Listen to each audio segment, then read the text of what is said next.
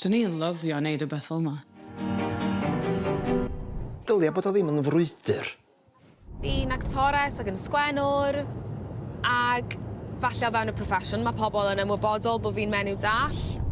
Mae di wneud yn dda i hi hyn, no. Diolch di stopio hi. Na ddo? Na. Ti'n ystyried dy hun yn rhywun anabl? Hefyd ti ddim yn edrych yn anabl. Dyna lle mae'r prejudice yn dod â. Mae pawb yn cymryd i meddwl, os chi'n anabl, chi'n cadw rolwyn yna sut fel yma. Chdi sbio nes i'ch ti'n meddwl, ia, mae hi person normal. Fysa, chos di bob yn abledd ti'n meddwl dan dwyt? No. Wel, I mean, be mae rhywun anabl yn edrych fel? Cwestiwn da. Ti sort of disgwyl i rhywun dath cael stick ar neu cyn neu rhywbeth, wyt ti?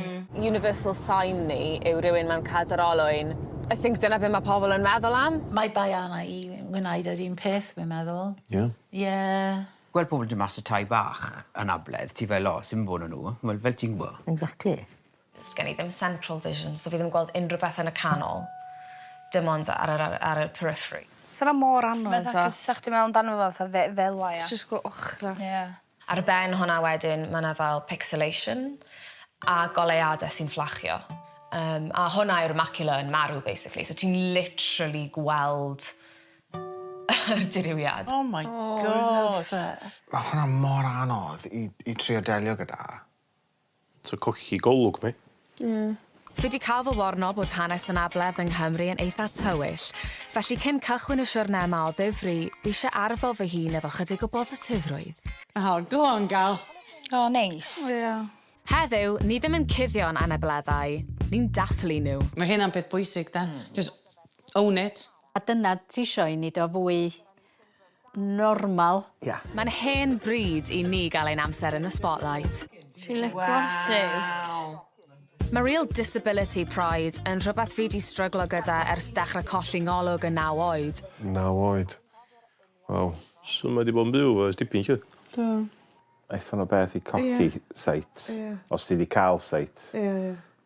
Barn pobl arall yw'r sialens mwyaf sydd gen i am fy Anabledd fi. Ti'n meddwl amdan yr ochr yna? Nes gen neb hawl jydgio neb. No, exactly. So, yn lle gweld nhw fel person, maen nhw'n gweld nhw yn wahanol, ond wedyn maen nhw'n neud nhw deimlo'n wahanol. I ddysgu am agweddau cyflogwyr tuag at yr anabl ar ddechrau'r ganrif ddwytha, mae Mared yn cyfarfod â Dr Ben Curtis. Yn y cyfnod cyn unrhyw beth yn y cyfraith i amddiffyn hawliau pobl anabl. So roedd y perffaith cyfreithlon i gweith i jyst dweud unrhyw un gyda Anabledd ddim yn gallu gweithio yma. Wel. Discrimination! Dwi'n mae'n upsetting, dwi'n yn gallu gweithio yma. Wan na. Na. A mae jyst pobl jyst yn judgio'n syth, te. Ond efallai mae'r peth mwyaf shocking yw'r iaith a ddefnyddiwyd i'n disgrifio ni. Tomorrow's effort for the poor cripples. No, mae'n geirin ofnadw yn y gwe. Dyna beth mae rai pobl yn galw fi. Yn cripple. Mae Eleanor nawr yn 10 mlwydd oed ac yn ffynnu o fewn fframwaith addysg dwyieithog Prif Frwydr. Ond, dros hanner can mlynedd yn ôl, byddai'n stori wahanol iawn. Mae'n dysgu, mae'n mynd i main education, mae'n briliant. Back in the day, sa'n nhw literally just neud nhw mewn fatha institution a pethau fel la. Just fatha fi efo epilepsy fi, so ni wedi gorfod mynd mewn i'r mental asylum ers talwm, cos o'n nhw'n meddwl o'ch chdi'n possessed, de?